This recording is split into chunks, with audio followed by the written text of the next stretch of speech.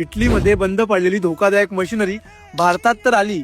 कोकणी माणसाला पुढे येणारा धोकाही समजला. पण आता पुढे काय? इन्स्टावर व्हिडिओ बनवून शेअर करून काही होणार आहे का? जनजागृती तर होईल, पण ही कंपनी बंद नाही होणार. सरकारची मदत तर आपण मागू शकणार नाही. निवडणुकीच्या वेळी ह्याच फॅक्टरीमधून फंडिंग जी नेत्या लोकांना मिळते, ह्याच कंपनीत काम ही कोकणी माणूसच करतोय. तो रोज हळूहळू मृत्यूच्या दारात ढकलला जातोय, त्याला याची कल्पनाही नसेल. लोकल पत्रकार कोणी ना कोणीतरी एक पाऊल उचला. कोकणातील तरुण मंडळी तुम्हाला नक्की साथ देतील. कोकणी माणूस मुंबईत पैसे कमवतोय, व्हिडिओ बघतोय, स्टोरीलाही लावतोय. उद्या बॅग घेऊन परत तो जॉबलाही जाईल आणि हा विषय असाच शांत राहून जाईल. स्थानिक आमदार खासदार घंटा काही करणार नाहीत. बॅग उचलतील आणि बाहेरगावी स्थायिक होतील. पण कोकणी माणूस कुठे जाईल?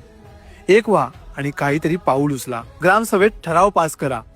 ही कंपनी बंद करा. थोडे दिवस विरोध करून परत शांत बसायचं असेल आणि सोशल मीडिया पुरतं शेअर करत बसायचं असेल तर तुमच्या शेअरने काही होणार नाहीये. तपोवनासाठी नाशिककर एक झाले, अरावली पर्वतासाठी पूर्ण भारत एक होतोय. कोकणासाठी मात्र कोकणी माणूस एक होऊ शकत नाही. हेच आपलं दुर्भाग्य आहे. त्यांना नारळ द्यायला बोला, सुट्टी काढून नारळ देऊन येतील. पण कोकणासाठी, या मातीसाठी एक नाही होणार.